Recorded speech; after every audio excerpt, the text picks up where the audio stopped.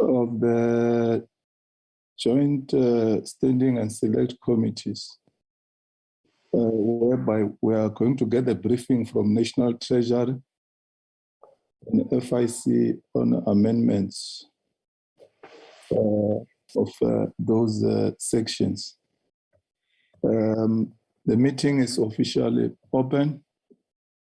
Let me welcome members of the Standing Committee from NA. Welcome members of the Select Committee, NCOP, Treasury, FIC, and other entities which are here, the media and the stakeholders, officials from Parliament, in particular the support teams of the two committees respectively. Are there apologies? Yes, Chairperson. Good evening, Chair and members. Select Committee, we have an apology from Honorable Ocamp. Thanks, Chair.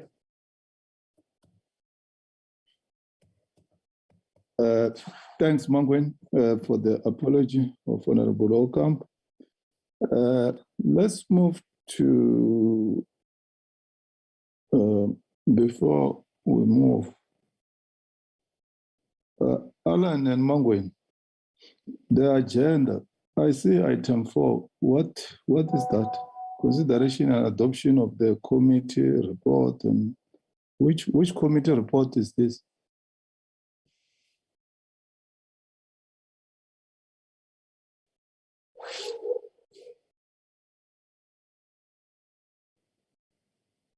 Good luck. Alan, can you hear me? Oh, yes, sorry, Chair. I didn't have my mic on. The tabling was for consideration and report to the committee's Chair. So we've drafted the report, but I'm sure Advocate Jenkins, he's been in touch with MP and then officials from the FIC. So, yeah. No. We don't process committee business in this manner. That we get a briefing, then after that a report is tabled. Can we do things properly? Because this is a briefing by FIC and National Treasury. And what is supposed to follow is the committee, starting with the NA committee, that is COF, to go about its business of making consultations, that is public participation. And then you compile the report for the committee, we adopt it, present to the chamber, it gets adopted and referred to the NCOP. I think that's the procedure that we have to follow.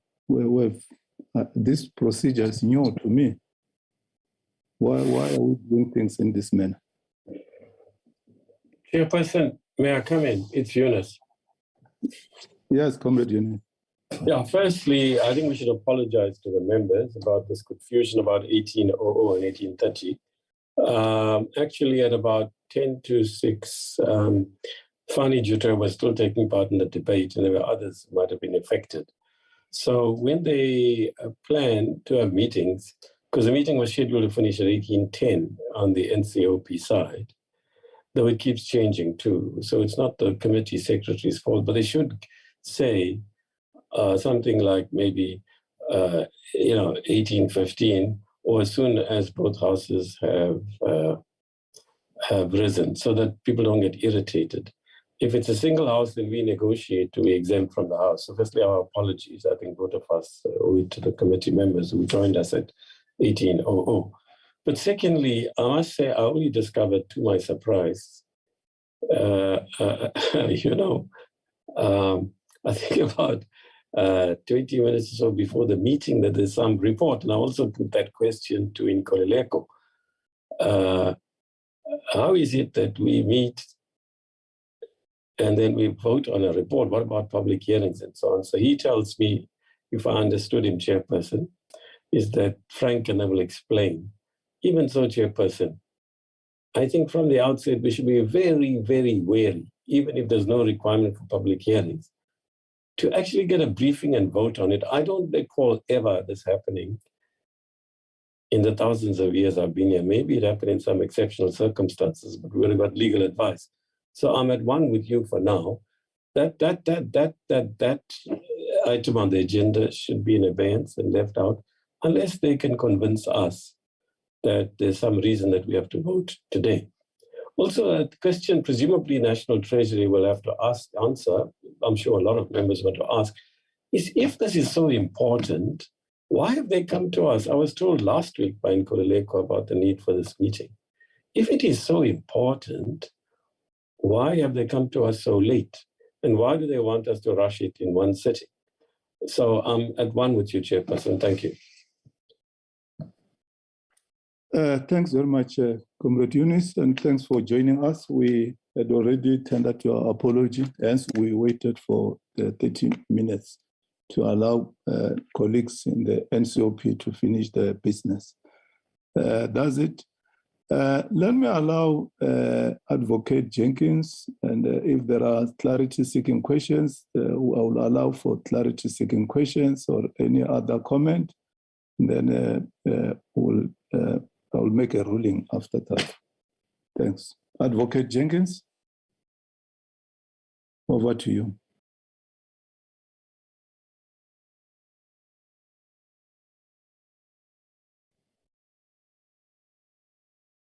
Advocate Jenkins, I can see him, he's connected. Is he muted?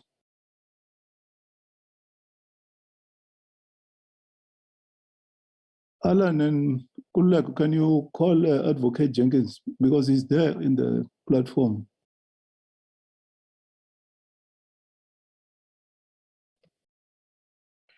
I'm trying to get hold of him now, Chair.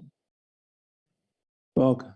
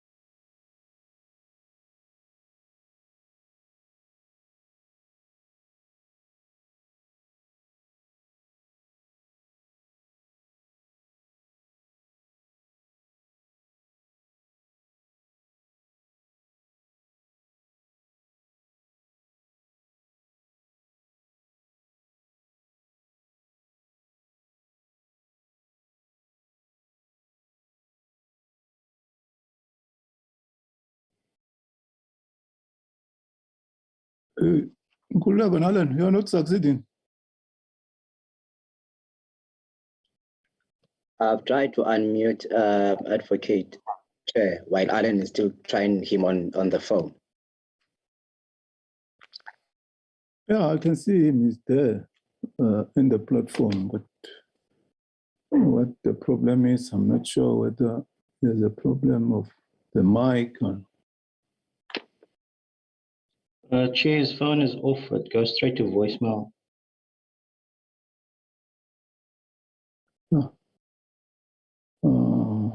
Okay, let's get the briefing in the meantime.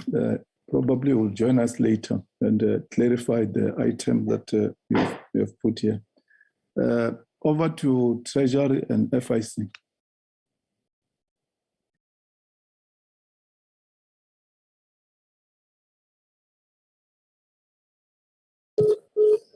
Hi.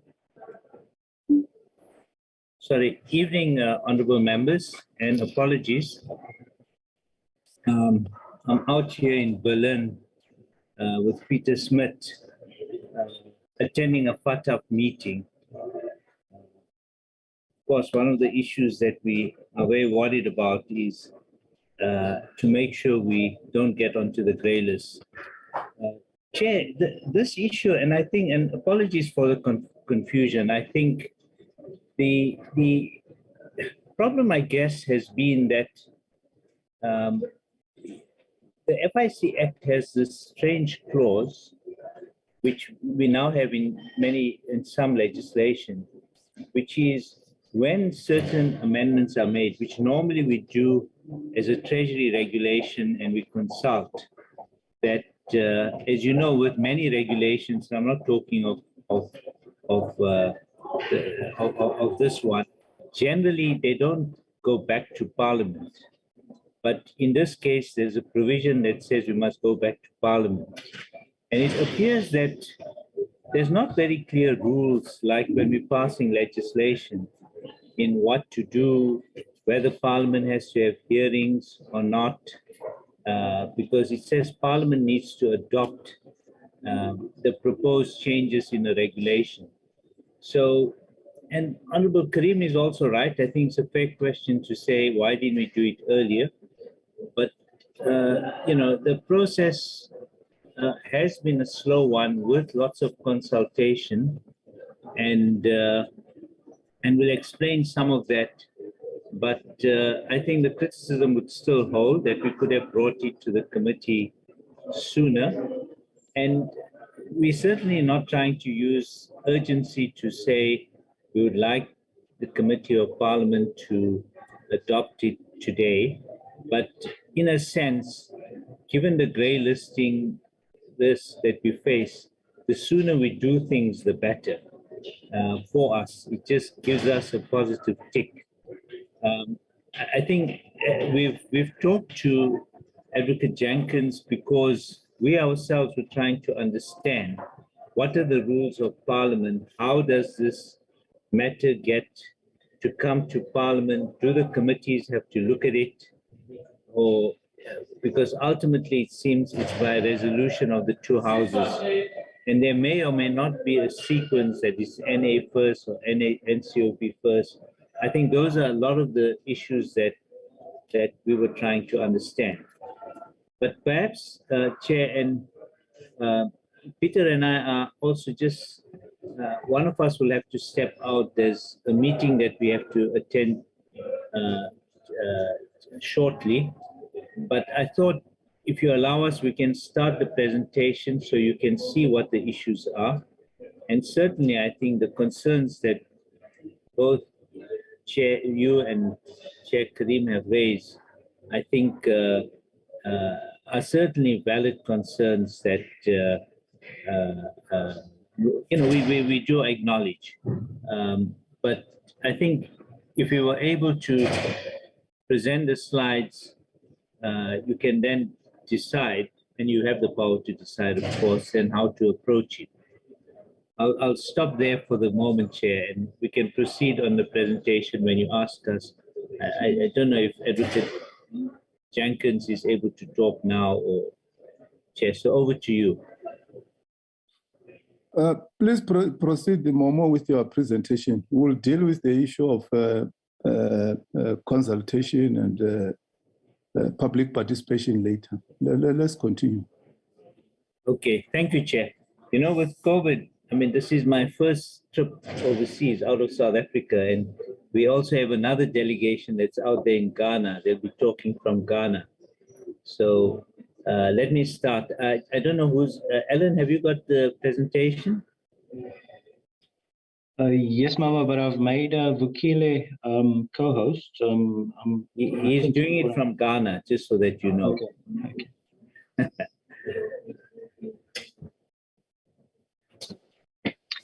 We've also got the director of the FIC sitting here. I see he's not on the platform anymore, so let me just open the presentation. I'll run it from my side. Maybe if you can, if you don't mind, just to do that. Just give me 1 second. So, Chair, maybe just by way of background, then I'll just continue to talk. And Peter, you can help me. So these regulations, as I said, they're a form of Treasury regulations, but there's a clause in the FIC Act which says that Parliament must approve it. Peter, what's the actual wording? Good afternoon, members, honourable chairs. The wording is that before the minister will make the amendments to the schedules that we will be discussing today by placing a notice in the Gazette. But before the minister may place that notice in the Gazette, Parliament must approve the amendments. So that's the process that we are grappling with here. And we were trying to understand, what does approve mean?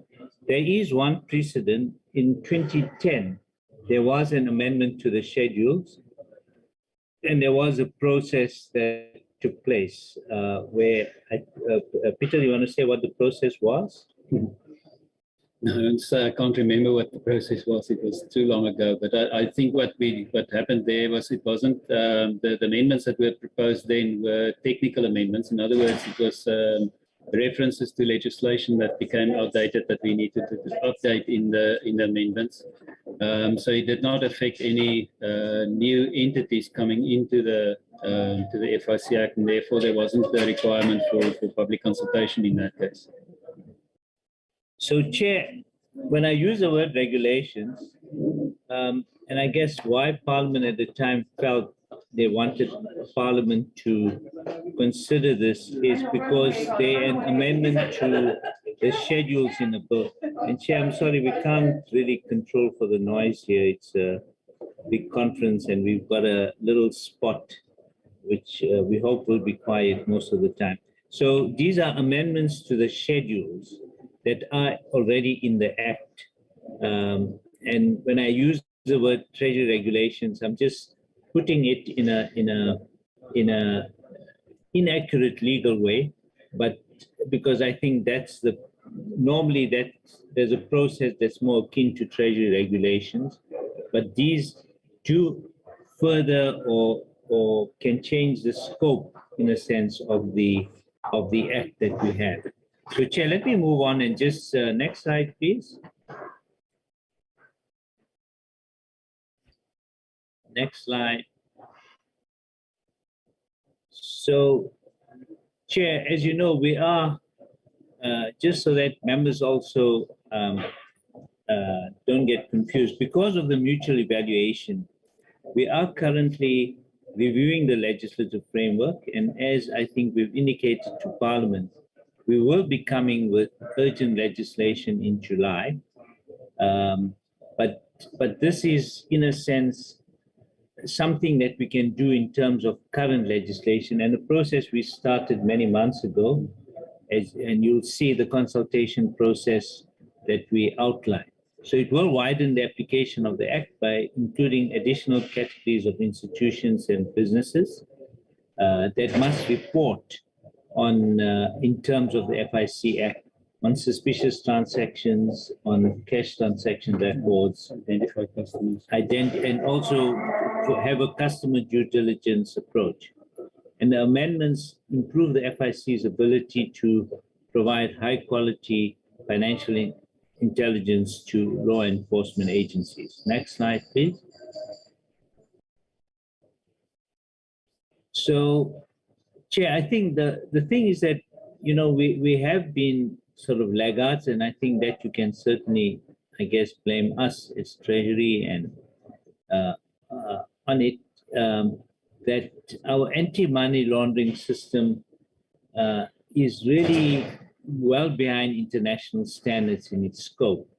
And so when we've done the mutual evaluation, these are areas that have been highlighted, and other countries have moved on a long time ago. And these standards require countries to expand the regulatory framework to not just to a specified list of financial institutions, but also to designated non-financial businesses and professions. And since October 29, to virtual, you know, your crypto type, virtual asset service providers, who we'll call VASPs, they're the best, and the DNFBPs are the non-financial businesses and professions. Next slide, please. So, Chair, I'm not going to repeat this slide, but as you're aware, the mutual evaluation that we had identified some sectors, including this, the high-risk GNFPPs, that they're not yet captured in our anti-money laundering regime. And therefore, we're also unable to assess the risk. And the FATF report also identified that dealers in precious stones and other high-value minerals, I guess, are not adequately covered in the country's AML regime, anti-money laundering regime. And the amendments to this schedule are intended to address these deficiencies relating to the scope of the schedules by including these necessary sectors and business activities into the schedules, such as company service providers and these virtual asset service providers. In addition, the new schedules also streamline the number of supervisory bodies and thereby enhance the quality of supervision and enforcement that's identified in the mutual evaluation report. And as we've said, this will only address a specific area of weaknesses. There's much more that we still have to do to address those weaknesses. Next slide, please. So, Chair, I'm not going to go through this. I think we've pointed out why we have to do all it takes to prevent grey listing. And I think we have been working very hard behind the scenes with all the regulators. And it's not just regulators, agencies as well, like the NPA, the Hawks, all of them will have to play a part to make sure that we take some of the recommended type steps to address the weaknesses which the mutual evaluation report, which we reported on to Parliament, I think it was last year sometime. Next slide, please. Chair, what we're going to now then deal with is the consultation process. So it commenced in March 2017, where there were consultations with relevant sectors and supervisory bodies. And that was about a 2-year process. And we then published the proposed amendments to the schedules in June 2020 with a closing date of August 2020. The comments that were received were incorporated where relevant. Bear in mind, this we did during COVID times. And there were also, there were a lot of comments, 2,000, just under 2,300 comments were kind of not too material, but that were received from one organization called Dear South Africa, which appeared to go online, if I remember, and send these comments. And they just simply opposed the proposed amendments, although 312 supported it. The minister then approved that the amendments be tabled in Parliament at the end of March, after this consultation process was completed. Bear in mind, we were also working on FATF, so we can be, perhaps looking back, we can say, why did we take so long? But yeah, that's, I guess, the reason. Next slide. So, Chair, we're going to now get the team just to go through the specific proposals. Chair, I'm going to step out. I will come back because we've got some meetings that I do have to attend. And Peter also has to attend it, but he's going to remain and go through these slides with the rest of our team. But I'll still be here for a few minutes, Chair. Peter?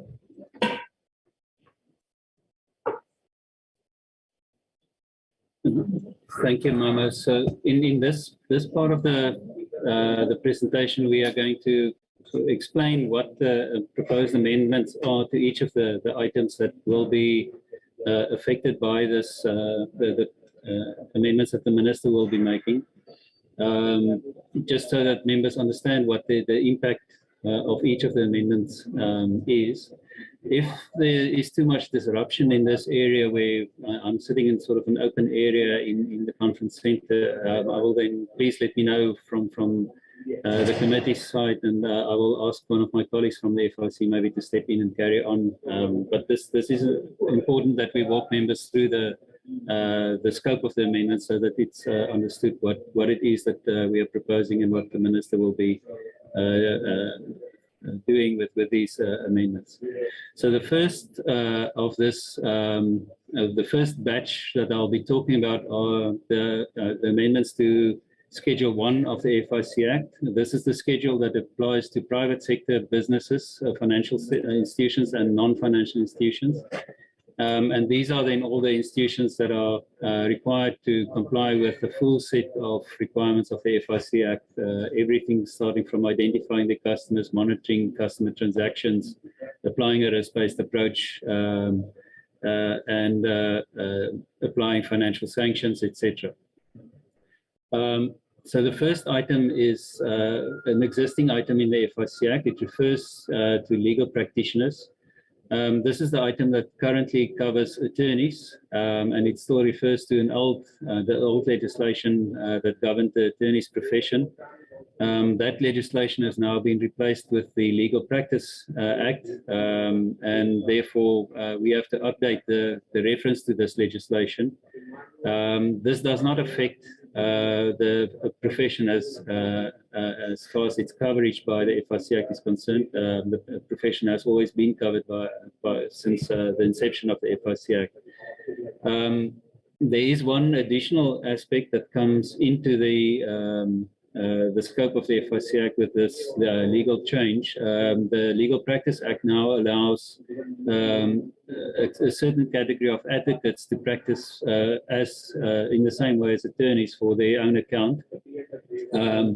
And those advocates that practice on the same basis as an attorney would now also be covered by this item in the FIC Act, because they are covered by the Legal Practice Act. So that will be the effect of this amendment. We can move to the next slide. This is again an existing item in the FIC Act. The FIC Act currently refers to providers of or trust companies. In other words, companies that provide professional trust services. The intention with this amendment is to be more clear about the nature of these businesses and to be very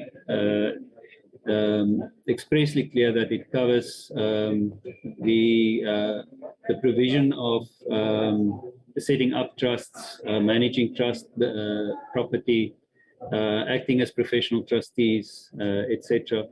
Regardless of what the profession is of the person who provides these services. And these services are generally not only provided by lawyers or attorneys, actually. It's also done by accountants, financial advisors, and so on. So the effect of this amendment will be that it's clear, regardless of the profession of the provider of the service, if they provide these services on a professional basis, that would be covered under this item of the FIC Act as a trust service provider. This is one of the very important amendments that we have to make, also to bring our scope of the FIC Act in line with the international standards of the Financial Action Task Force. The coverage of trust service providers is one of the key issues that the FATF focuses on, because it gives access to the information on the parties that operate from behind the trust and may use the trust as a veil to conceal the true ownership of property. So we can move to the next slide. This is the technical amendment again, the first one referring to an authorized user of an exchange. This basically refers to securities brokers, stockbrokers that trade on stock exchanges such as the JSE. This is not this does not extend the scope of the FIC Act, but it updates the reference to the newer legislation that has that has replaced the Security Services Act, in other words, the Financial Markets Act. The next item, 7A, sorry, no, on the previous slide, yeah, the new item 7A. This is a new item. In other words, this is one of the categories of business that will come into the FIC Act that was not previously covered by the FIC Act, namely cooperative banks. At the time when the FIC Act was passed, there was no legislation governing cooperative banks. There was no regulatory system for cooperative banks. That came in place much later. But because cooperative banks provide financial services to their members, who are also their customers, we are required to cover them as a particular type of financial institution. This will be achieved through the amendment to insert a new item that will bring the cooperative banks within the scope of the FIC Act. We can move to the next slide. The reference to long-term insurance business is again an existing item in the FIC Act, but the coverage or the scope of this item will be widened with this amendment. It's partly required to make this amendment because of, again, updating references to repealed legislation. The Long-Term Insurance Act was replaced by the Insurance Act, which now both covers long and short-term insurance. In this particular item, we will only be covering long-term insurance, in other words, life assurance, but it will cover a wider scope of life insurance that was previous than what was previously covered. Therefore, this is not just a technical amendment, it's also an extension of the scope. This is again one of those amendments that is necessary for us to make as life insurance business is seen as part of the core financial institutions of our financial system. We can move to the next slide. The next item is an amendment to an existing item, but it's actually bringing in a whole new category of business within the FIC Act. It will refer to credit providers. Again, this is a category of financial institutions that we have to cover in terms of international standards, but also because we've seen in our experience that there is scope for abuse of the business of credit providers from a money laundering point of view, especially. This wider section of institutions will encompass a fairly broad range of money lending business, including micro lending, etc., which is not previously covered under the FIC Act. Item 12 refers to financial services provider. This is a technical amendment. These are the service providers that are covered by the FICE Act, in other words, in financial intermediaries and advisors. And this is simply a technical amendment to replace the word "and" with "or," so that it's clear that it covers both a person who provides intermediary service and also a person who provides advice, and not that the person has to provide both in terms of this item. It does not expand the scope of the Act, as all of these providers have been covered for some time in the scope of the FIC Act. We can move to the next one. Item 16 of the schedule currently refers to the Itala Development Finance Corporation. In this proposed amendment, the proposal is to delete the reference to this one specific institution. And the reason for this is that the main business of this institution is the provision of credit. And in other words, the item that I mentioned just a bit earlier on inserting a new category of credit providers will encompass institutions such as the Itala and I would say also other similar institutions that are not currently referenced in the FIC Act, such as the Land Bank and so forth. So it's no longer necessary to have this particular institution referred to by name in the FIC Act, and this item has actually become superfluous. So the proposal is to delete this from the scope of the FIC Act. Oh, sorry, from the schedule, but not from the scope. We can then move to the next slide. The item that currently refers to money remitters in the FIC Act is already a fairly wide category. It refers to any person who's in the business of sending or receiving money on instruction or on behalf of a client. But it refers specifically to money. It's therefore, my apologies for that. It's therefore not always applicable to instances where the method of transmission is something that is as the effect of moving value from one person to another, but not necessarily through the direct remittance of funds or direct sending of money. So the amendment here is to refer to the remittance of not just money, but also instruments that can transfer value. It is important again that this amendment is brought into the FIC Act because there are many business models that rely on a net settlement of value between the remitters without actually money being sent on a transaction by transaction basis. And it would not be entirely clear. We wouldn't have legal certainty as to whether those are covered by the FIC Act, but they should be covered because they provide the same service as a traditional money remitter. We can move to the next slide. The rest of these items that will follow are all new items. In other words, all categories of business that are currently not covered by the FIC Act. The first one refers to high-value goods dealers. In this case, we are proposing that a person who deals in goods that are valued at a transaction value of 100,000 or more would have to comply with the FIC Act for that particular transaction where that item is sold. In other words, these are what one could consider sort of luxury items, valuable items, etc. This would include the category that we would have to cover in terms of the international standard that refers to dealers in precious metals and stones. But we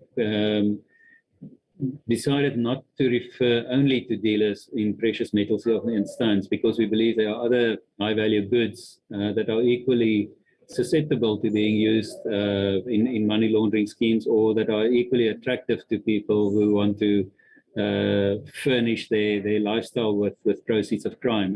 They would normally spend their money first on real estate, which will be covered under items that deal with this.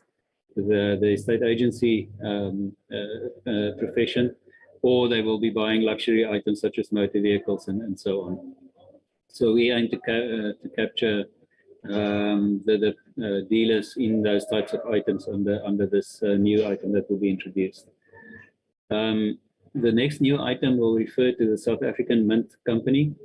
This is a bit of an exceptional item for the FIC Act. As we were discussing just now with Itala, the idea is actually to reduce the reference to specific institutions unless it brings the benefit of more certainty.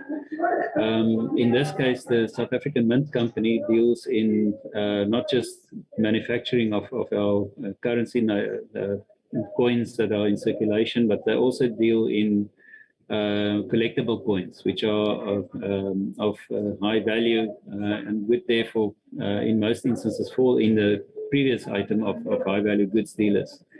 But in our discussions with the Reserve Bank and with the Mint Company itself, specifically on this item, when we were going through the consultation process, they indicated to us that their preference is not to be lumped into this larger general category of high-value goods dealers, but for certainty and for them to manage the compliance with the FIC Act, it's easier to be referenced specifically by name, and then there's no uncertainty or question marks within the organization on how it needs to structure itself to comply with the requirements of the FIC Act.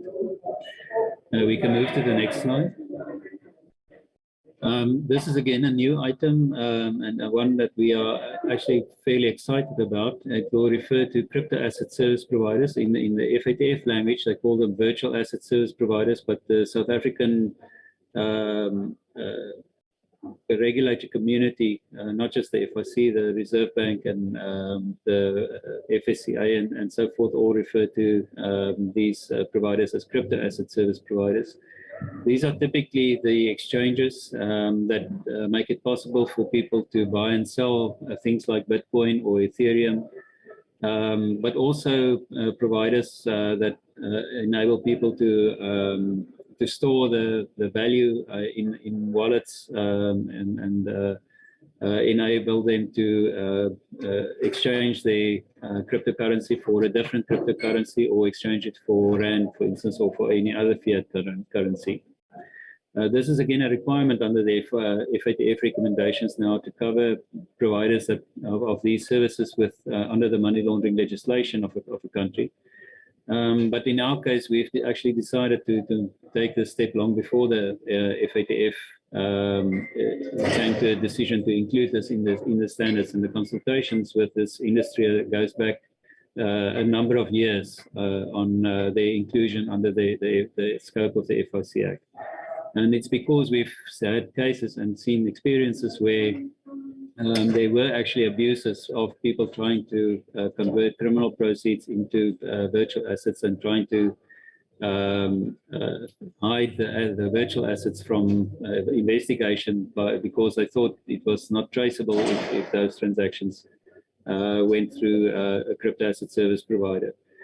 We were, because of our good cooperation that we've had and the consultation process that we've been going through with these providers, we were able in certain cases from working with the FIC, between the FIC and the asset forfeiture unit, actually able to and working very closely with exchange crypto asset exchanges to freeze those transactions. So this is actually something that I think will be to a huge benefit for the operation of our FIC Act and also our law enforcement of machinery as people sort of move into the digital age and start making more use of crypto assets.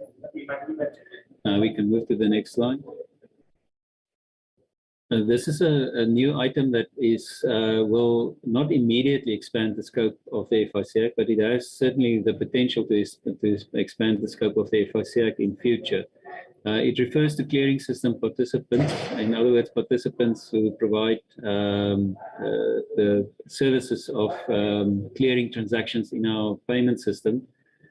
Currently, that service is limited to banks, and banks are already covered under the FIC Act under a different item, which is not being amended here in this round of amendments. So,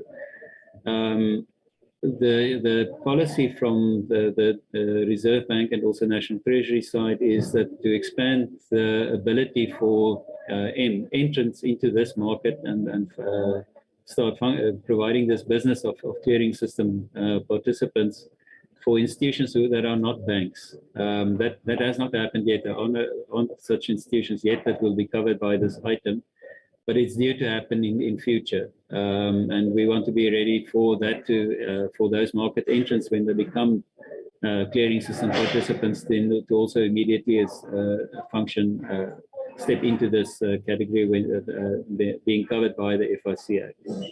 So this is not something that we require consultation currently and would not affect the current market segment, but as and when new market entrants come into this line of business, they will automatically also become accountable institutions under the FIC Act. We can move to the next slide. So we're now going to deal with the amendments to Schedule 2 to the FIC Act. So the ones that I've been talking about now will apply to the private sector and will expand the number of or the types of institutions that have to comply with the FIC Act. Schedule 2 will deals with the institutions that are responsible for supervising compliance with the FIC Act. So this will rearrange the responsibilities for doing inspections, enforcing compliance, and in some cases also sanctioning non-compliance with the FIC Act if an institution is found to be breaching its obligations under the FIC Act. So the first amendment here will refer to items 1 and 2 of Schedule 2. These are technical amendments. They refer, the current items refer to the Financial Services Board and the Registrar of Banks, respectively. Those institutions don't exist anymore. The legislation that provided for their mandates were repealed and replaced with the Financial Sector Regulation Act, which replaced those two institutions with the Financial Service Conduct Authority, Financial Sector Conduct Authority, and the Prudential Authority. And we have to update the references to these institutions in the FIC Act now by referring to the Financial Sector Regulation Act. So this is purely a technical amendment. We can move to the next slide. In the next item is the proposal to delete the current reference in the FIC Act Schedule 2 to the Independent Regulatory Board of Auditors. When the FIC Act was passed originally in 2001, or enacted in 2001, we understood that auditors provide a broad range of, or auditing firms provide a broad range of services, not just the auditing function, but also functions of estate planning, management of assets for clients and so on. So to a large extent, they provide also services that are of a financial nature, not just auditing in the pure sense of auditing financial statements. It's for that reason at the time when the legislation was passed originally that IRBA was included as the regulatory authority for auditors, and we had expected that IRBA would then take on the function of supervising compliance of auditing firms for these functions that are not purely auditing functions, but actually financial services. As it turned out, especially with the coming into operation of the FACE Act, there was a better regulatory framework for these auditing firms that provide further additional services that are actually services, the functions of financial advice or financial intermediary services. And they were then subsequently regulated first by the Financial Services Board and now by the FSCA for those provisions, that part of their business that actually makes them a financial services provider. So it's no longer necessary for the FIC Act to have a reference to IRBA. The pure auditing function that is regulated by IRBA is not subject to compliance requirements of the FIC Act, except for obviously the obligation to report suspicious transactions. So there's no real need for IRBA to be included in the FIC Act as a supervisory body. And they will not have any instances where they can carry out inspections or can enforce compliance with the FIC Act in their mandate as the regulatory body for the auditing profession. The next item will refer to the deletion of the National Gambling Board. In the 2010 amendments that were made to the schedule, or 2017 amendments, I think, to the schedule, there was a reference added to the provincial licensing authorities that are required to regulate and license gambling activities at the provincial level. The National Gambling Board at the national level does not actually license or supervise gambling activities of casinos, horse racing, betting, etc. That all of that is done at the provincial level and is regulated and supervised by the provincial licensing authorities. And they are already supervisors under the FIC Act. The National Gambling Board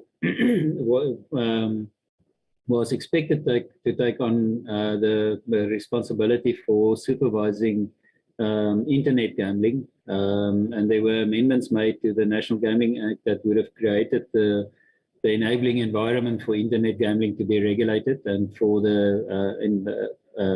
with the commencement of those provisions, the National Gambling Board would then have become the supervisors for internet gambling in supervising compliance with the FIC Act. But those provisions were never brought into operation, and it appears that there will not be a policy brought in place to regulate internet gambling. It's currently illegal, and it seems that it will stay that way for the foreseeable future.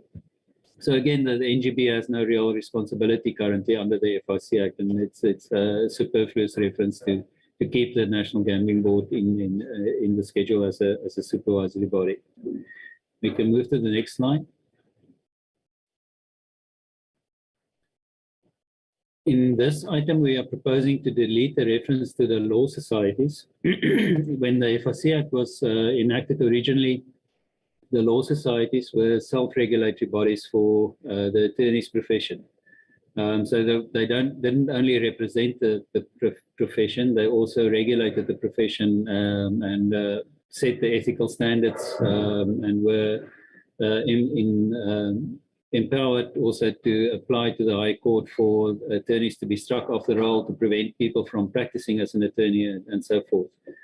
Those functions were now transferred to a new regulatory body that was created recently through the enactment of the Legal Practice Act. This is the Legal Practice Council that was created. So the law societies no longer have these powers. It's now entrusted to the Legal Practice Council. However, in our discussions with the Legal Practice Council, when the council in its formative process, the Legal Practice Council indicated to us that it would not be in a position to take on the functions and the responsibilities of a supervisor under the FIC Act. They would not have the capacity to enforce the legislation, the compliance with the FIC Act in respect of the legal profession, and they did not envisage that they would have that capacity for the foreseeable future. And it's on that basis then that we are proposing that we have to remove the reference to the law societies because they have no enforcement powers any further or any regulatory function anymore, but not to replace this reference to law societies with a new reference to the Legal Practice Council. The net effect of this would be that the FIC would become the default supervisor for compliance with the FIC Act for the legal profession. And that's in terms of the provisions of the FIC Act that provides that if there is no existing supervisory body for a particular category of institutions, then the FIC has the responsibility to supervise compliance with those institutions. This means that we still have to maintain a very close working relationship with the Legal Practice Council because the FIC can only oversee compliance with the FIC Act. But as we do so, we are also likely to find other problems in a legal practice, which we cannot deal with, which would have to be under the authority of the Legal Practice Council. Only the Legal Practice Council would have the authority, for instance, to remove a practitioner from the legal profession. The FIC would not be able to do so. So we have to maintain that relationship with the Legal Practice Council so that they also understand what we are doing and we understand how they are approaching the regulation of the profession. We can move to the next slide. We are now coming to the amendments to Schedule 3.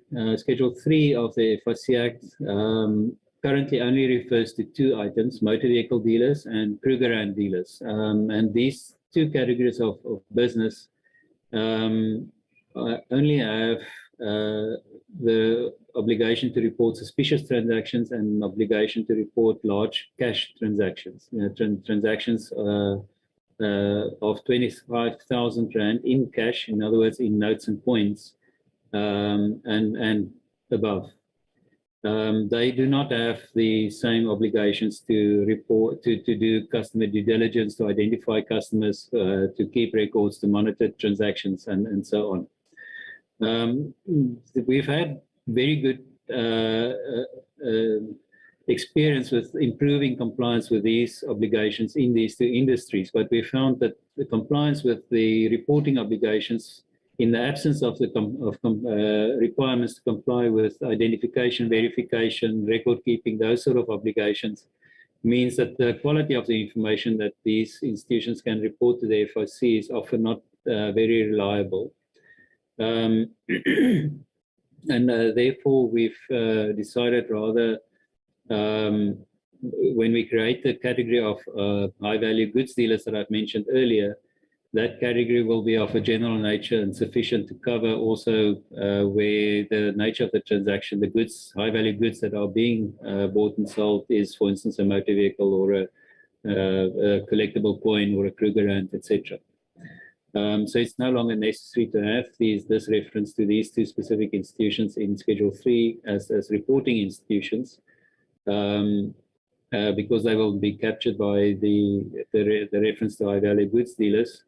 And it's also not necessary for us to add further new categories of businesses to this item, this schedule. So the net effect of this item will be that there will be no institutions listed on the Schedule 3. We are not proposing to delete Schedule 3 entirely. It may be in future that there is a category of business that comes onto the radar that we might want to include into this schedule, and we will then have to follow the approach again of consultation with that industry and opening up the possibility that they may be included in the schedule. But for the time being, we do not envisage any businesses in Schedule 3. We can move to the next slide. So I'm coming to the end, a few slides to conclude on the motivations for these amendments. We have experienced firsthand in the Metro evaluation process the priority that's given to compliance with anti-money laundering and counter-terror financing standards internationally. This is certainly something that is receiving attention not only in the FATF, but the country's standing and compliance with the FATF sets a benchmark also for other institutions or other organizations when they consider a country's compliance with things like the UN Convention on Corruption, for instance, or the OECD's standards for exchange of information in tax transparency and so forth. So there's sort of a domino effect if a country's compliance with the international standards on money laundering is not up to standard. Our Metro evaluation has certainly pointed out areas where the scope of the FIC Act specifically causes other deficiencies, reduces the effectiveness of our customer due diligence requirements, for instance, in the FIC Act, because it does not apply to certain types of institutions. And this was pointed out in various instances repeatedly in our Metro evaluation report as well. But other than that, the businesses themselves in South Africa, and within the South African anti-money laundering framework, also stand to gain from being recognized as responsible, well-regulated, well-supervised institutions operating in a clean and well-regulated environment. And we've seen this especially, for instance, with the crypto asset service providers, where they find it difficult to do business with counterparts in regulated sectors, and even in other parts of the world where their counterparts are strictly regulated, and where those institutions are then reluctant to deal with our institutions that are not currently operating within such a regulated environment. We can move to the next slide. In response to the Metro evaluation process, as Momo had mentioned earlier, there's also, apart from these amendments specifically that are necessary to expand the scope of the FIC Act, there's also a very, very big effort underway to address a long list of findings from the Metro evaluation report in other areas. This has endorsement right from cabinet level. We've previously presented to the Standing Committee of Finance on this in Parliament. But the emphasis here for us is to not just make the amendments that are necessary in the legislation, but also to provide a better framework for ourselves, for us as a country to collaborate and improve the effectiveness and the implementation of that legislation, so that we can actually generate the results that are necessary from the application of the legislation. In the end analysis, this should lead to better quality of information being reported by a broader range of institutions to the FIC, and this would allow the FIC to generate better quality information that we can pass on to our colleagues in the law enforcement environment to follow up on through investigations, and hopefully also prosecutions and asset forfeitures and convictions and so forth. So this is part of a much bigger effort to improve not just the legal basis, but also the functioning of our anti-money laundering system. We can move to the next slide. I think Mama has touched on this already in the beginning, but I think just to reiterate the point, that we're also looking at innovation in our system, not simply dealing with the meeting the FATF requirements or simply ticking boxes that meet the international standard, but also how those improvements can help us introduce new ideas, things like unexplained wealth orders and so forth. These are all discussions that we are currently having within the community of departments and agencies that are working on the follow-up process to our mutual evaluation. And it's critical that we take the view that this whole process is necessary. One needs a solid foundation in legislation, but then needs to enable us to use a better range of tools in our combating financial crime of all sorts, and which are perpetuated through money laundering schemes, hiding the trail of proceeds of crime behind front companies or shell companies, etc. So hopefully this better quality information will also sharpen our tools to trace those funds, where those sort of techniques of hiding the trail are used in the criminal world. We can move to the next slide. Mama mentioned in the beginning, these amendments are a form of regulation. I think to explain this a bit further, the amendments are not called regulations per se, but they are in the nature of a regulation, in the sense that these are executive actions that the minister takes in terms of the empowering legislation, the specific provisions in the FIC Act that entrusts the minister with this power, similar to the power to make a regulation. The process for the minister to make these, to take these administrative actions is also similar to the making of regulation. For instance, he has to publish a notice in the Gazette to bring the changes into effect. Prior to that, there's a consultation process that's prescribed that must be followed. And the parliamentary oversight is also provided for, which is why we are in the briefing now to present this to the committees. I don't think I need to cover the rest. I think Mama touched on the urgency and the way this fits into the follow-up actions to the Financial Action Task Force mutual evaluation. So I think we can move to the next slide.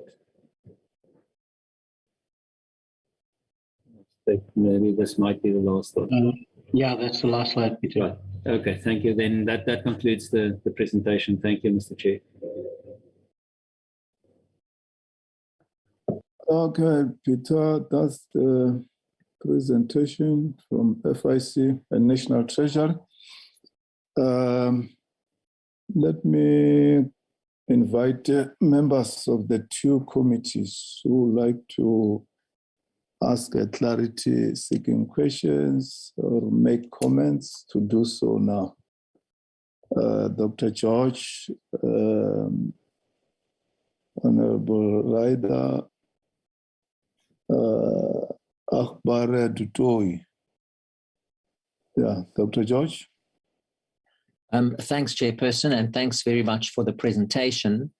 I must say that this is very alarming to hear, because as far as I understand it, is that FATF warned South Africa in October 2021, and that we were then placed on a watch list essentially till October 22, and that if we then did not basically up our game in terms of prosecuting financial crimes, pursuing illicit cash flows, that we would then end up on this grey list, and that the consequences for South Africa's financial institutions would be dire.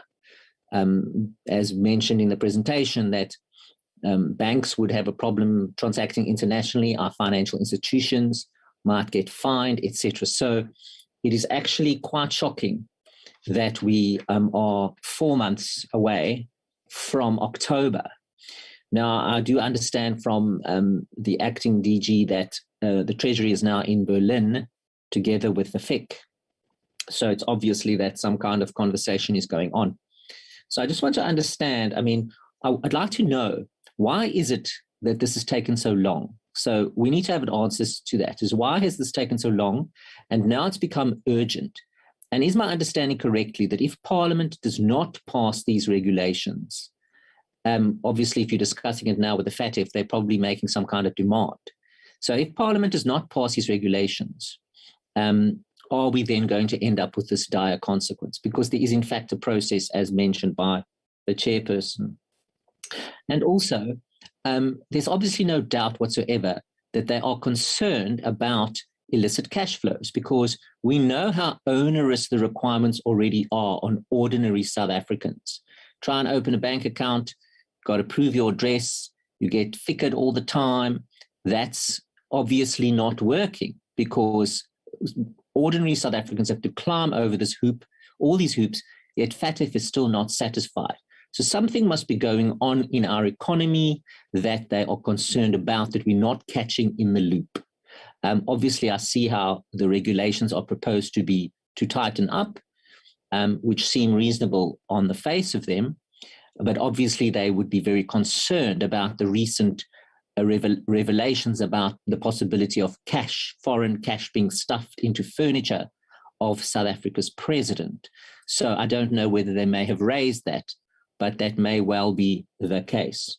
So that's my questions, Chairperson. Thank you. Thanks, Dr. George. Honorable Ryder. Yes, good evening, Chairperson. Thank you very much. I can't help but feel a little bit like we're being bullied or pressured into something. So, yeah, there was an ominous comment up front about grey listing, and I think Dr. George has explained a little bit about it to us, but I don't think we've got the full picture yet. What does grey listing mean? We need to do this or we're going to get grey listed. Wow, that's quite scary, and I think we need to unpack that for the committee, please, Chair. The opening comment as well from the acting DG, and I note that he doesn't fix his tie even for the people in Berlin, so now I don't feel so bad. But just the opening comment that he doesn't know why these regulations have it in it that it was they must come to Parliament. And there's not a firm thing. Well, there was a good reason why that was done up front. And I think that it's important that we interrogate the thing properly, and we don't just get dismissed and kind of treat it almost as an irritation. So I do think we need to go through this process carefully. And I think that this has been just over an hour-long presentation with a lot of great detail in it. And on the surface, I think most of the recommendations and the amendments look entirely reasonable and probably overdue. In fact, certainly overdue considering Dr. George's inputs. But yes, some of the comments that, you know, we started the process in 2017 and we're trying to rush it at the end here. I'm a little bit concerned about that.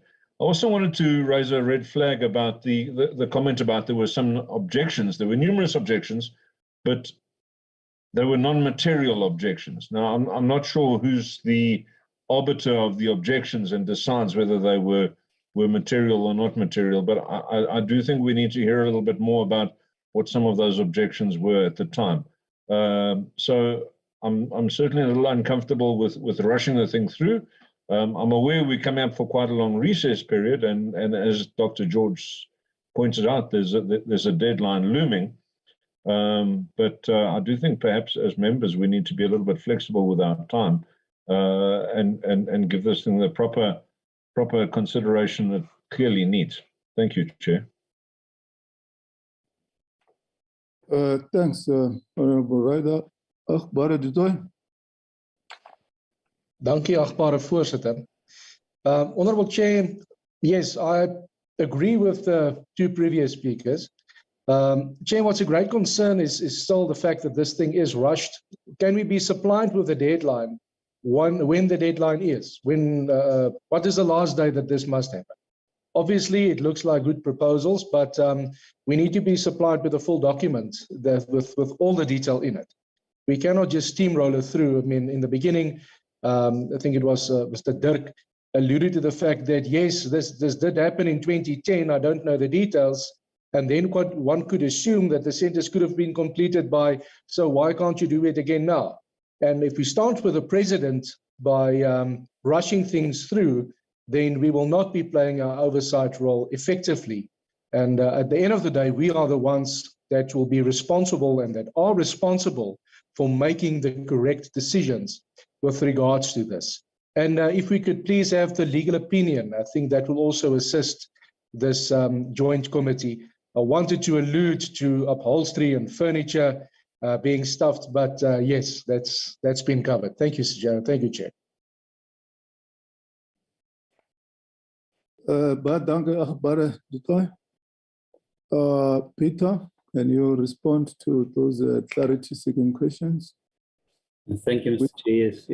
I think just to explain the context of the Financial Action Task Force, and the reason why we are here at the Financial Action Task Force meeting has nothing to do with these amendments that we're talking about here. The Financial Action Task Force has 3 annual plenary meetings. One of them usually around February every year, one of them around June, and one around October. So we are now here at the June meetings of the FATF plenary, where they discuss all matters relating to the FATF's business. South Africa is not under discussion at the moment in this meeting. We will be under discussion next year, February, and I'll explain the process that will lead up to that. We have to submit our. So let me take a further step back. We were assessed by the FATF. It's called a mutual evaluation. So it means FATF members evaluate each other. We evaluate, we send assessors to countries, and they send assessors when it's our turn to be evaluated. And this happened in South Africa's case over a period that started before COVID. We had an assessment team in South Africa in 2019, towards the end of the year. They spent most of November 2019 in South Africa. In the lead up to that on-site visit, we supplied them with masses of material, written material that they had to work through for months. And then after the on-site visit, they produced the first versions of their report early in 2020. As we were approaching the meetings of the FATF where our report would have been discussed, this would have been in June 2020. COVID happened. All international business shut down for a while. The FATF did not meet at that time, and there was no opportunity for the FATF to discuss our mutual valuation report until June 2021, when it was eventually then discussed in a virtual meeting of the FATF and adopted. So as from June 2021, we had the report with the findings of the FATF on the mutual valuation. We actually identified this as an issue that needed attention long before the adoption of the report. And our consultations started first with the FIC and National Treasury inviting the affected categories of business and institutions that are identified here as new business, that are not currently covered by the FIC Act, to workshops one by one, sector by sector, and having very full discussions with them on what it means to become accountable institutions, what implications it would have for those industries, why we believe it's justified that they do become accountable institutions, what the money laundering risks are that are faced in those industries, and why we believe, also from their side, why they would expect to be regulated and supervised for compliance with the FIC Act in order to, as I've said earlier, to confirm that they operate within a clean and well overseen environment. So that period carried on for actually more or less 2 years, because it was quite a large number of sectors, representative bodies, institutions, etc., that we had to consult and discuss this, and then had follow-up discussions and consultations until we reached the point, as you saw in the presentation, around 2020, where we could present the minister with a proposal that could then be considered for the minister to follow the formally prescribed consultation process that the FIC Act requires.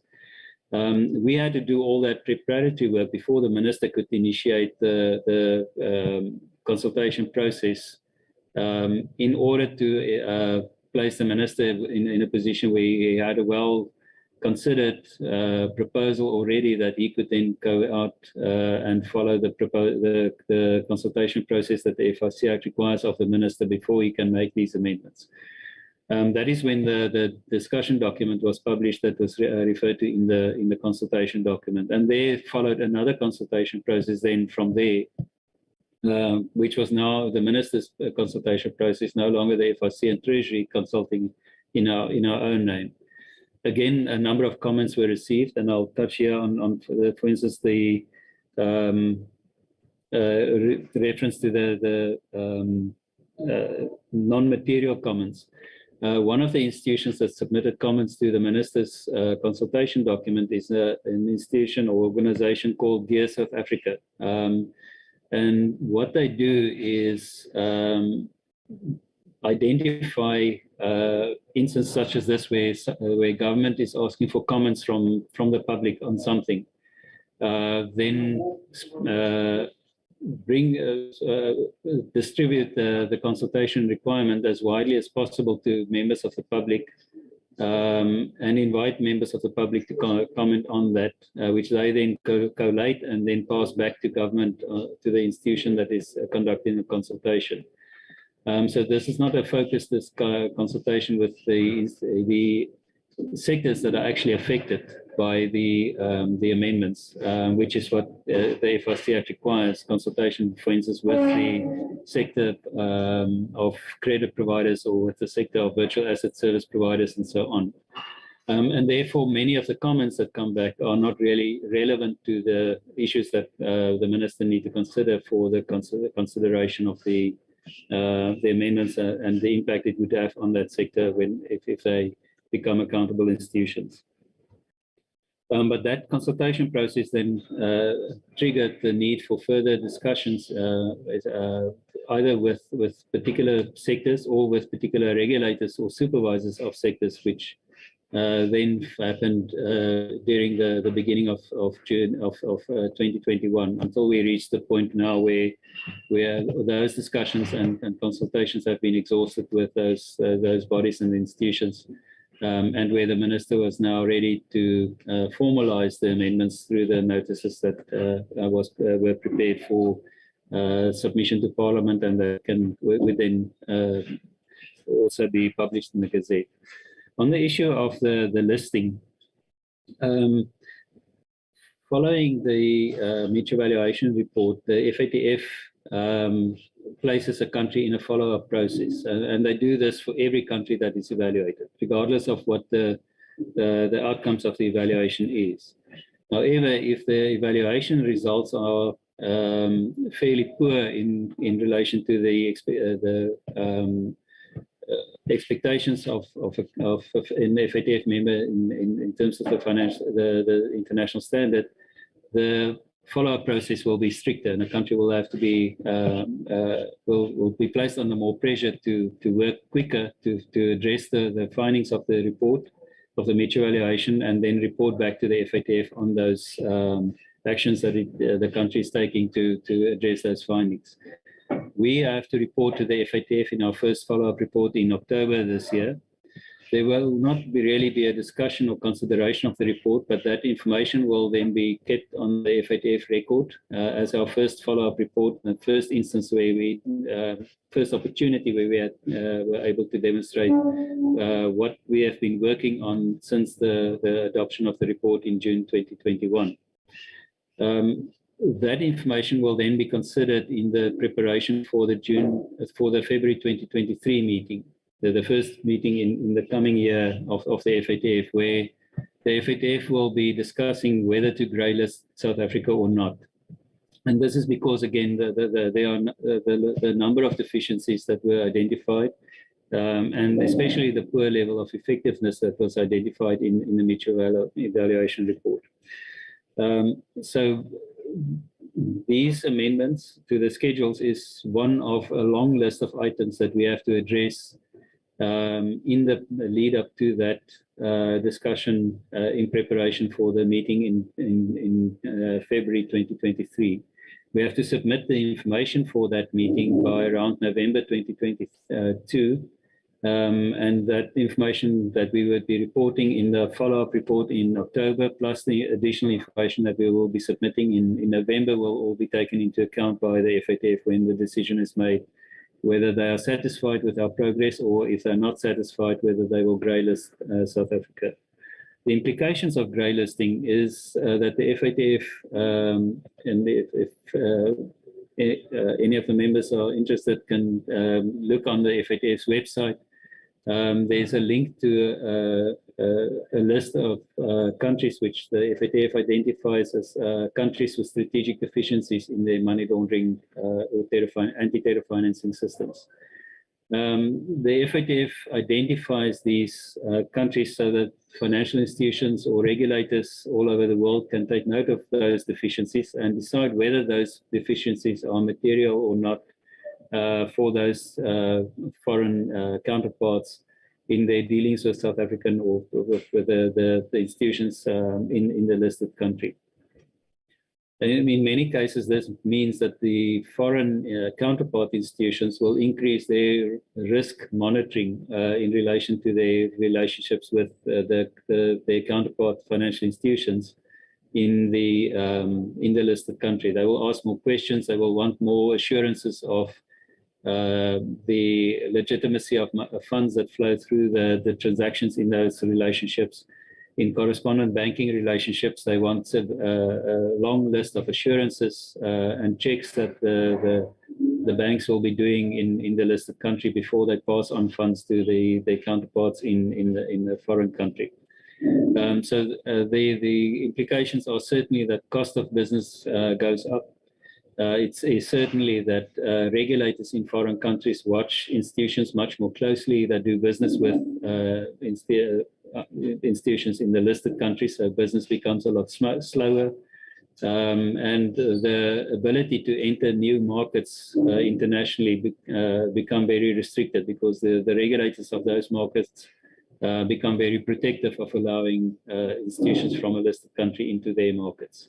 So the ability of our banks, for instance, to expand globally will become restricted. It has a number of very serious implications, which in a knock-on effect can affect things like international trade, because payments for imports and exports slow down. or the cost of importing, exporting goes up, and the net effect of this is that severe pressure is placed on the institutions that are core to the financial system and to supporting the economy. We've seen this in our engagements with countries that have gone through this experience. And Mauritius just recently came out of this list, and the message from them was that they had a severe impact on the country's economy and the country's financial system. So this is something that is to be taken seriously from the private sector side, especially. The FATF did not identify these. Peter, Yes? can you gallop in your response so that it should not be like you are making another presentation? Certainly, I'm just trying to run through the last questions, Mr. Chair.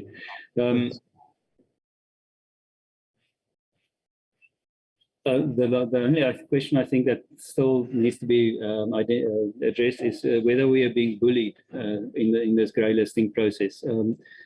I don't think we should see it as a process of being bullied.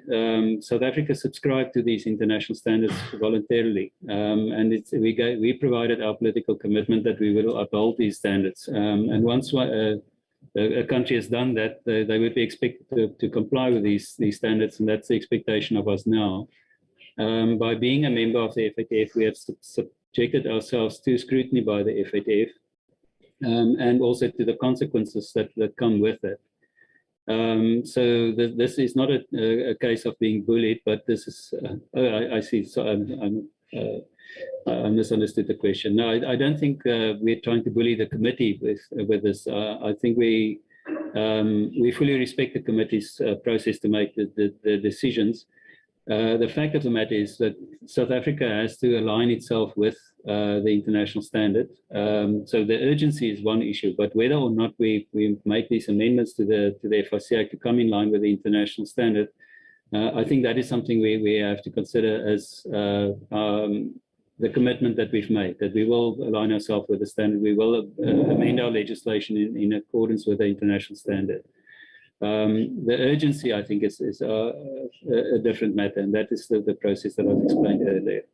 That is not something that is entirely within our control, but we're trying our best to meet those timelines so that we can avoid having this discussion in February 2023 with the FATF. Thank you, Mr. Chair. I'll leave it at that point. Okay. Thanks, Peter, for the clarity. Are there clarity-seeking questions or follow-up or comments before we move to the next item? In the absence of, okay. Chair? Akbar Dutoy. Thank you, Chair. I don't know if I missed it. What is the last date by when this must be approved by the Joint Committee?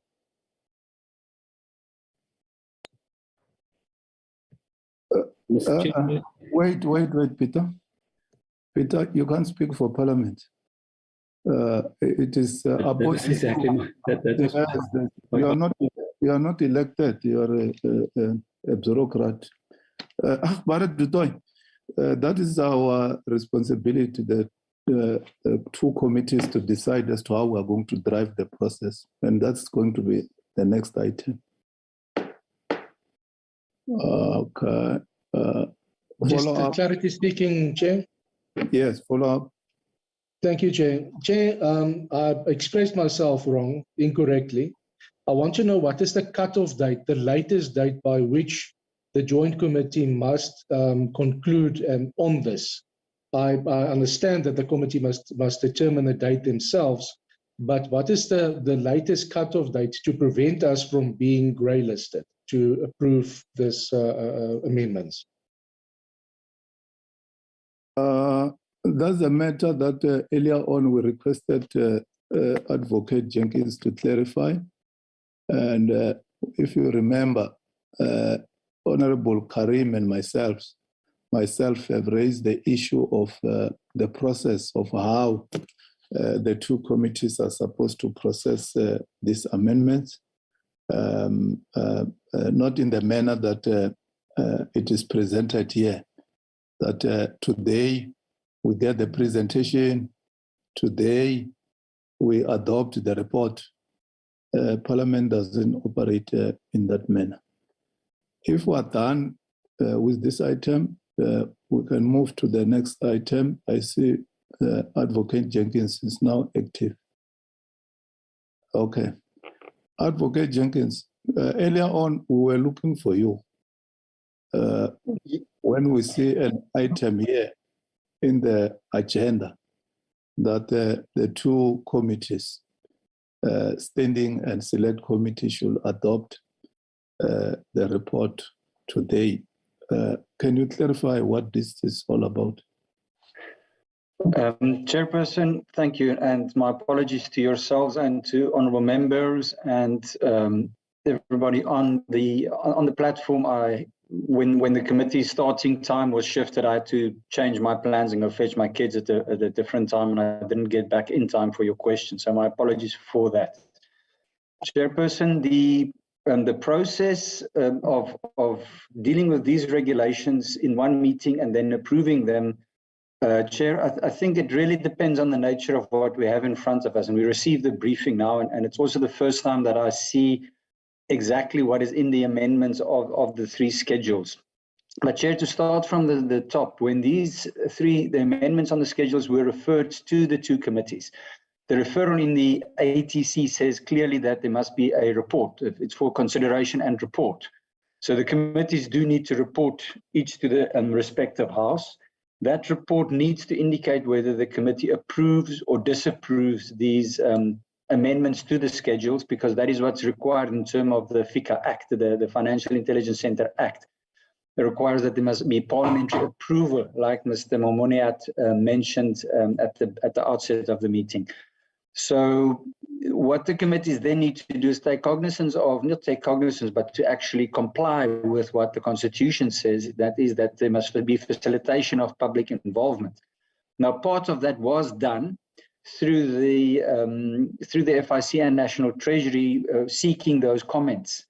And that is what Parliament has requested through the legislation, through drafting legislation and making legislation to say this is what you need to do prior to sending us those drafts for our approval. So, Chair, the content, I need to distinguish between the content of the regulations, because there are in fact regulations, and then the approval thereof. The content has been informed obviously by business need, by government need, and by the public comments. Parliament is now expected to approve it. And Chair, I think given the nature of what we're dealing with here, it's prudent for Parliament to at least invite written comments and to just ask for I mean, we did get in the PowerPoint presentation a lot about the public participation process. But for Parliament to understand the content and what was said and what was accepted and what wasn't accepted by National Treasury from those public comments, we might need to get those tables that we sometimes get from National Treasury, just to say who commented, what did they say, and what was the response.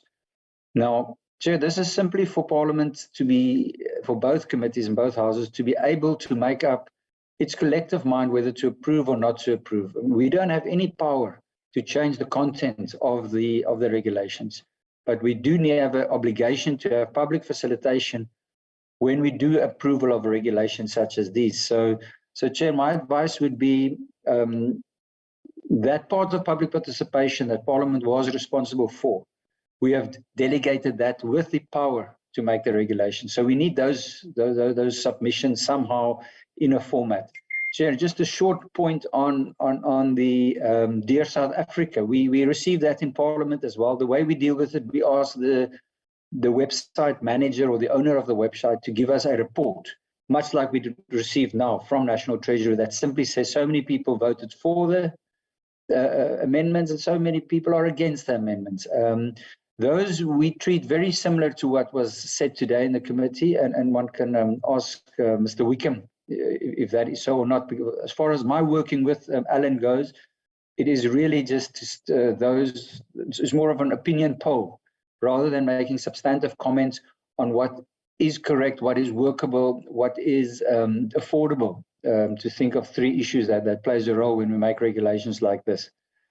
So, Chair, my fear, or the risk, let me put it this way, the risk that Parliament runs here that we need to manage is that we are dealing with regulations that National Treasury in the presentation has said affects various new groups and new categories of groups. There is a cost to this. There's a cost to the FICA exercise, and it usually goes to the consumers. So I think, Chair, for lack of a better word, Parliament should at least publish these regulations and ask for written comments on them, just to say, not to change them, but to assist with accepting or not accepting. And depending on what one gets from that exercise, we can decide whether we do need public hearings. But, Chair, as I said, because Parliament cannot change the content, but only its approval or disapproval, I do not think public hearings will take the matter any further. But I'm just trying to assist the committee to manage time. But Parliament certainly needs to do something in addition to getting the issues of the submissions on the content, because those only deal with how should we phrase. Parliament's question is different in terms of legislation, is whether we should approve or not. And we need public, just the view of the public on that, Chairperson. So it doesn't need to be an extremely long time for people to decide that. And certainly the advert or the invitation on the website could simply say, we need to approve or disapprove. And we give a week or 2 or 3 comments. There's a new standard where we give about 4 weeks of comment. I think that is rather long, unless we want to do it over the recess period and deal with it then in end of July, August. Thank you, Chair. That's all from me. My apologies again, Chair, for not being here in the beginning. Okay. Thanks, Advocate Jenkins. I see the end of Dr. Hlophe. Then I will try to summarize and hand over also to Honorable Karim to make closing remarks. Good evening, Chairperson and members. Chair, the amendment, I thought we allowed as well as just support staff of the committee to have our say in some of these issues.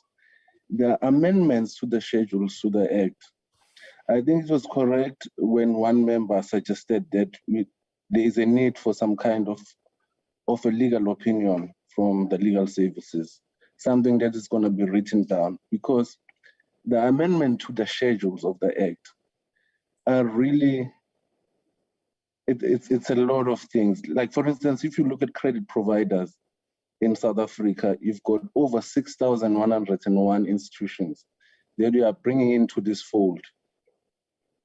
I mean, you bring in institutions such as, Woolworths, because they also provide some credit, and there's also credit bureaus, there's also payment distribution agents. You're talking of high value dealers in high value goods. That's a number of institutions, and it's not very clear what those are exactly. What are high value goods dealers? And if anyone sells something above 100,000 rand, I mean, do you mean also wholesalers with that? Do you mean also supermarkets? I mean, what do you mean by goods? Do you also include services? There's a lot of things that are being suggested by this amendment. I've got an opinion also on it. It's that it's not just regulations that are being changed here. It's the Act, because the schedules are part of the Act. They are not regulations of the Act. Although there are those provisions in section 73, 75, and 76, which give the minister powers to consult and change and amend. But Parliament also has to have a proper processing of something as big as this, which is going to bring a lot of other institutions into the fold. Like, for instance, you're talking of cooperative banks. Do you also include cooperative financial institutions? If you include credit providers, do you also include the NCR to become a supervisory body. I mean, this is huge amendments, which I think are to the Act rather than regulation itself, because the schedules to the Act are part of the Act itself. So I think there is a need for the committee to tread on this very carefully on issues of compliance with FATF standards. Officials from Treasury need to be able to explain to the FATF that Parliament has to follow processes as well in order to deal with these kinds of issues. So it shouldn't come like some kind of, as one of the members said, we're being bullied here. So they need to be able to explain that Parliament has to follow processes, has to ensure that there is public participation, because Parliament doesn't know what the consultation process came up with. And if you look at the Law Society and the LPC says it's not going to be able to, it's got no capacity to be a supervisory body, how are you going to deal with all those issues? So there's a lot of issues here. We only received this today, then I had to go through it. Then I thought that members will have to be very careful in dealing with this, because there could be challenges when people are not given a chance to comment on this by Parliament, not only by the minister. Thank you. Okay, thanks, colleagues. Let me make remarks and then hand over to Chairperson, before you do, can I just come in, because I'm a bit confused, right? And I put my hand up, and then you can round up, because really you chairing the meeting.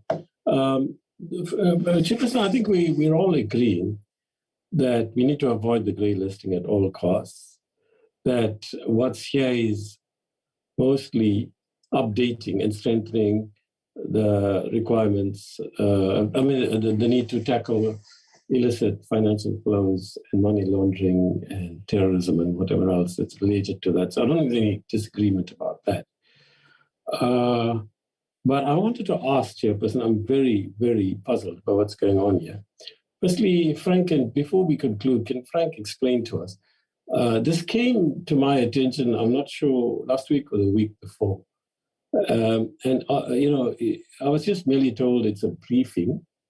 And I think our committee was told earlier in this week, or I was told privately over the phone, that it's like going to be 45 minutes or so. It's just a briefing. As I said, I only discovered the report's going to be adopted today, about 20 minutes or 10 minutes before the meeting. I didn't know about this, Chairperson. I don't know if your secretary told you, but as I said, it's very puzzling what's going on here. So, firstly, if I can explain the referral, is it for a joint sitting, a joint report, or if I understand you correctly, it's basically referred to the two committees. And usually with 75, it first goes to the NA, and then they finalize the process and they bring it to us. Now, is it a joint report? Secondly, Frank, as far as I know, the legislation provides for the way in which there's approval of regulations. Comrade Chair, sometimes, as I know it, the bill, the law will say, the legislation will say, the bill will say, and then we adopt it. Or we make changes like we did in the Municipal Systems Act, where we require the minister to present all regulations to Parliament. And before they're implemented, they have to be approved by a parliamentary committee. But we put a provision, if this doesn't happen within 90 working days or whatever it was, 60 working days, it can be presumed to be adopted so that the minister and government are not held up by the tardiness of Parliament. Elsewhere, it says it's merely for tabling. Then they just come and table it to us and we listen to it. We can offer our views, but they don't have to listen to us. We can even have hearings, but they don't have to listen to us. Then there's a third form of tabling. I forgot what it is. I'm getting old now. So I don't know what the Act says, what the FICA says. Does it say it has to be approved in the sense is what I think you're saying, Frank? In that case, it surely is clear it was firstly done by the NA and then by the NCOP. So we should leave the NA to do its process. This is just a joint briefing on the like any other bill. Then I'm very glad that Zakela has spoken. Some of the things I wanted to say are covered, but we took it far further than I did. I don't think we can have no public notice. So I think that's clear. I fully support Frank, Chairperson. They must give us all the submissions we often ask for when it comes to bills introduced to Parliament for the first time. We say, tell us what the public told you. Nothing stops the public from appearing before Parliament or writing to us and saying, you, Parliament, you're the ultimate decision makers. We want to still raise the same matters with you as they often do. Now, whether that applies to this regulation or depends on the category and what the law says. Does it say in what sense we have to approve? In other words, if we don't approve, I think they can't go ahead. The other thing that's that's clear to me, I raised this a few minutes before 6 o'clock with the Secretary. As far as I know, I think Zakela is right, Frank. Amendments to the schedule are an amendment to the Act. A regulation is something that is like a rule that the Act provides the minister and department to draw up to take into account, changing circumstances. For example, that's why we don't protect with a figure that for something, if you transgress some law, you get a 10 rand fine. But 20 years later, 10 rand is meaningless, so you can change it. So we say change that through regulation. You can just table that in Parliament, etc. So I just want to say, Chip, I had a complete misunderstanding. It's almost surrealistic. I thought that you had been approached by the Minister or DG and the matter explained to you. And then what we are doing today is getting a briefing, and then maybe because your committee's looked at this some way, you're going to adopt some report. That's what I concluded just before 6 o'clock. And then we will have to look at your report and then look at what the amendments are and discuss it as we would any other regulation that requires the approval of Parliament. So I'm confused about how this thing got onto the agenda. And I think the Secretary should be very careful about allowing this to happen, because I thought it's an NA thing on a report, if there's one that has been adopted. Meanwhile, you don't know anything about it, Chairperson. So I think the Secretary should be very cautious there to consult with the chairs and ask us whether such a thing is done. It befuddles me how this thing got onto the agenda, this item of adopting a report. As I said, I don't know any other experience since 1994 of this nature. But what also bemuses me, Chairperson, we shouldn't let National Treasury get off lightly. I mean, I think they're one of the most hardworking departments, Chairperson. That's my subjective view. But they also know very well. I mean, the acting DG has been here for thousands of years. How they expected us to vote on this today is bemusing and amusing, really. It's absurd, actually. So I don't know how this got here. Who pushed for this to go onto the agenda of adopting a report? Where is the report? Normally the chairs have to see the report beforehand. We don't present a report to the committee without us approving of it first. So nobody's given me a report, and I don't think anybody's given you a report, Chairperson. So I don't even know how this thing got onto the agenda. So I would urge the Secretary to be very cautious so we don't go through this. The question I want to put to Peter and whoever else can answer it, you know what, from what I can tell, you have to submit all the information in November, okay? So the October deadline is not as urgent, presumably, as your November deadline. Secondly, I think the NA will not be sitting again, so in any case, they can't adopt this thing in the House. And thirdly, we would prefer if the Section 75, as I think it is, it must first go to the NA. We meet next week. We could take it to the House if there was a need for it, but the NA, unless you're meeting next week, you can't even we adopted the report today. What would the NA have done with it, Chairperson? I'm presuming you're not meeting next week.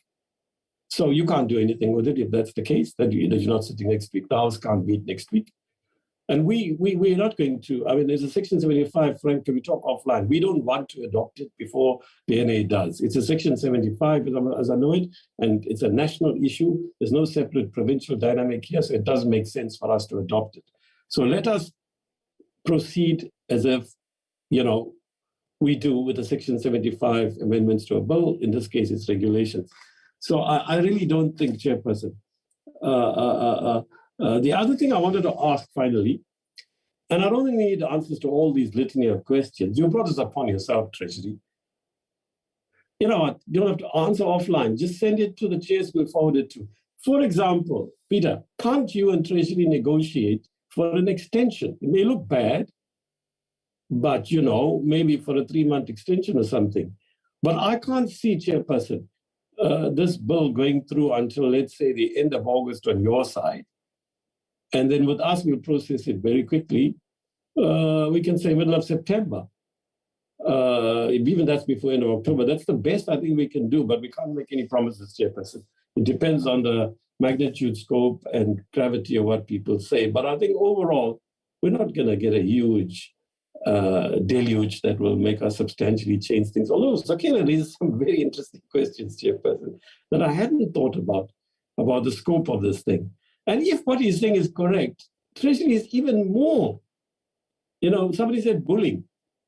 Okay, the bullying is coming from Treasury. The Treasury is even more out of order if the latitude of what this amendments to the regulations is what Zakela Ishlope suggests, then really it's something that Treasury needs to answer, Zakela. Not now necessarily. What is going on here, Chairperson? Thank you.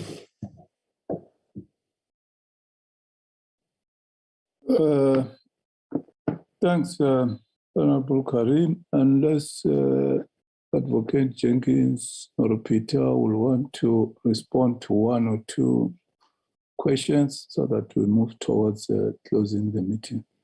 Advocate Jenkins. Thank you, Chairperson.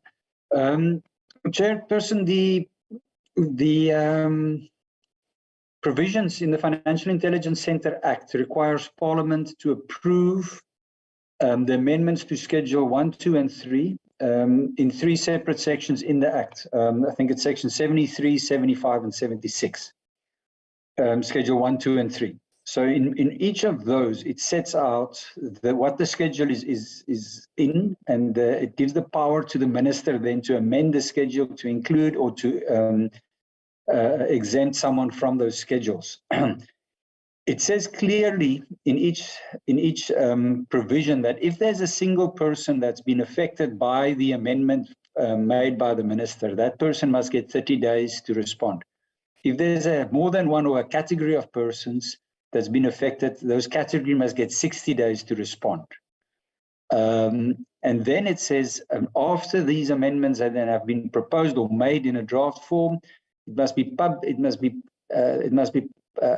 a publication in the Gazette, but first it must be approved by Parliament. So, Chair, on that point, I would just like to say that Parliament, through delegating this function to the minister, has said to the minister, make sure that you consult everybody that will be affected by the amendment.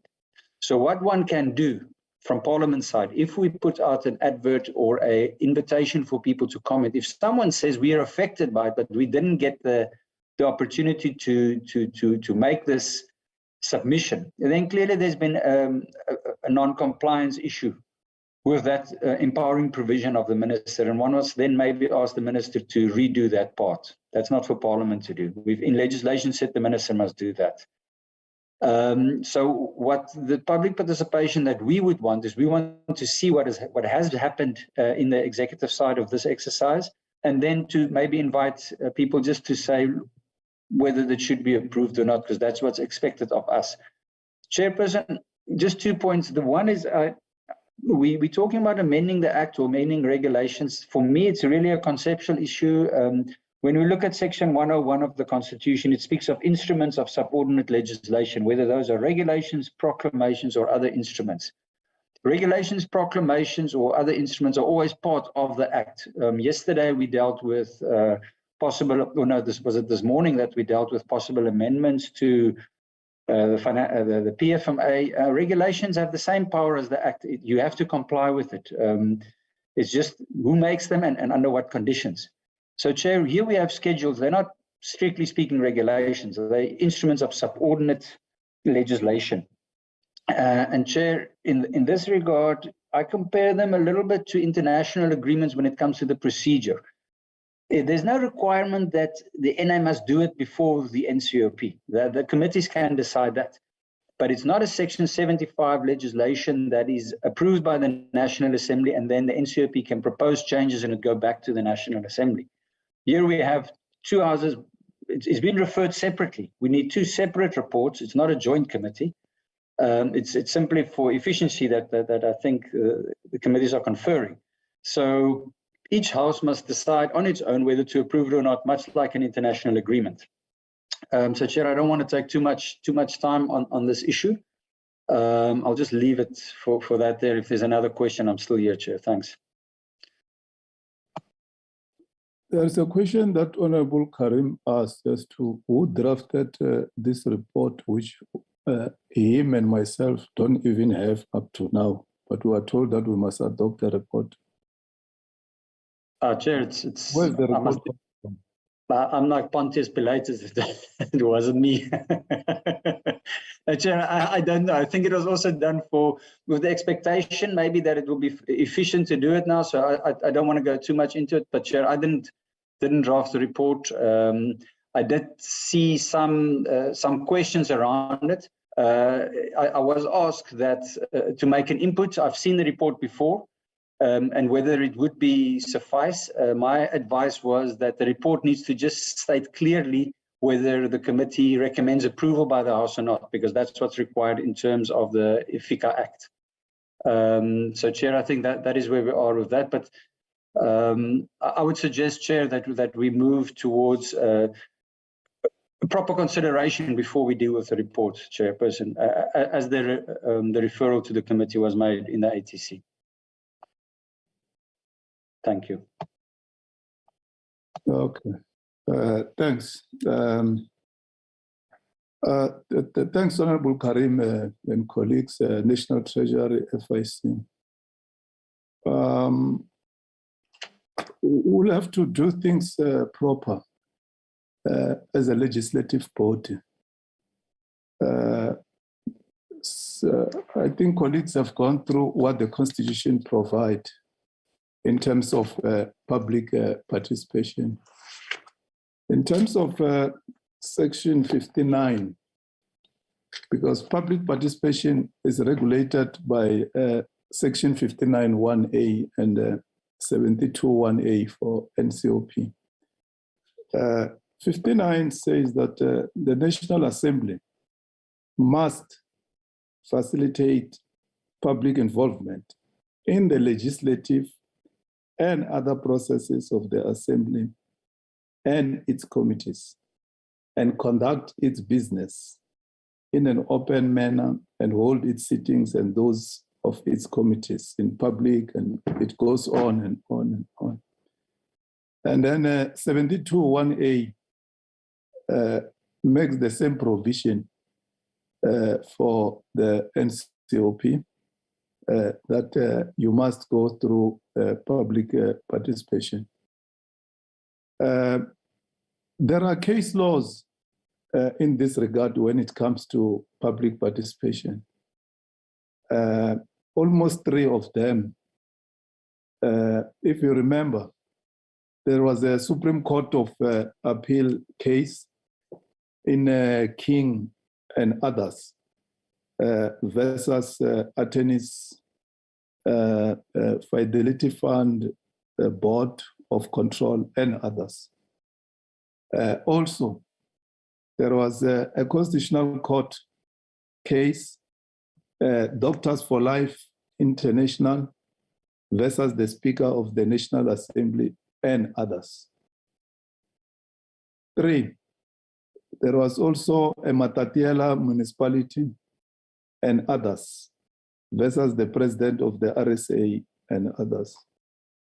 All these case laws make it very clear that whenever Parliament embarks on a legislative process and other processes, it must consult the public. 59 is very clear. It's not even saying you have got an option. It says it must. Subsequent to all these case laws, Parliament adopted what we call a public participation model, which reads thus: the core values of the public participation are based on the will of the people. Those affected by a decision have a right and responsibilities to be involved in the decision-making process. It includes promise that the public's contribution will be considered for decisions and inputs will be acknowledged.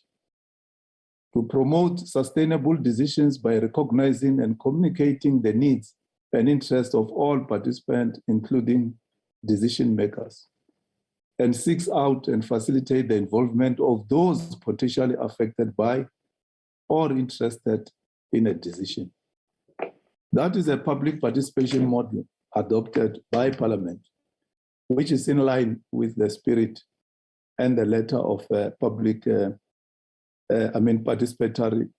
democracy. Treasury has gone through a laborious process of consultation from 2017 and has provided us with a number of those that have consulted. And in this figure that has been presented, it's like more people compared to those who agreed were against the regulations. It's what is written here, because you say there were 2,295 comments. Out of that, 1,983 of the comments were opposed to the amendments, and 312 supported the amendments. So what we are going to do as an NA, I won't speak for NCOP, Honorable Karim is here. We are going to embark on a public participation process and make sure that those who are affected by these amendments make their voice to be heard. There's no other way. Parliament is an independent arm of government from the executive. I think that should be very clear.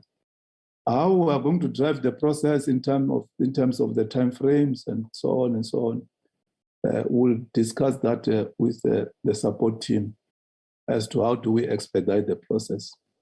But we are not going to adopt the report today before we go to the public, because that's a constitutional imperative and also in line with the public participation model of Parliament. So that's what we have to do, and make sure that we do things properly. Because it will be of no use that I, as a chairperson of the committee, say, let's adopt the report today. Tomorrow, these 1,983 stakeholders take the speaker to court, because I, as a chairperson, does not appear in court. The executive authority of Parliament, and I mean the National Assembly, is the speaker, and the NCOP is the chairperson. It will be reckless on my side to do that and put the speaker at risk. So let's do the things properly, and it will arrive at the same destination that all of us want to achieve, and make sure that we don't have problems that keeps on coming back, that you have been consulted and so on and so on. So that's what I can say in regards to the process that the SCOF is going to follow from now moving forward. Honorable Karim, over to you. You make remarks so that we can close the meeting. So, Chair, I completely agree with you. There's nothing for me to say, so thank you for chairing the meeting. What's a possibility you and I can discuss is maybe, in terms of the rules, Frank, and the legal services unit have said we can have a hearing on your side with the participation of a joint briefing on legislation allowed in terms of the rules. Although there are one or two people here who don't agree with that, but that's between them, the Constitutional Court, and the legal services unit. But because it's regulations, because it's urgent, one possibility is when you call your public hearings on your side, it's with our participation. So it's your NA hearings and then we participate. In effect means when it comes to doing the report, we obviously don't participate, because then we oversee that report when it comes to the NCOP. But we can discuss that off the line. Thanks, Chairperson, and thanks to everybody else. Thanks, Honorable Karim. Let's welcome Mr. Momuniat as the acting DG, because now you are in a new capacity. So we have to officially welcome you. As much as you are part of us, but the responsibility that has been bestowed on you needs to be acknowledged properly. And we wish you all the best in steering the National Treasury ship until such time that a DG is appointed. Chairperson, I think we should reprimand Dennis Ryder for observing that Momo didn't have his tie fitted on properly, even at the international conference. It's only 28 years, Chairperson, since he has been forced to wear a tie. It's too soon for him to get it right. So I think we should give him a bit more time. Thank you. We're going to succeed because he's left with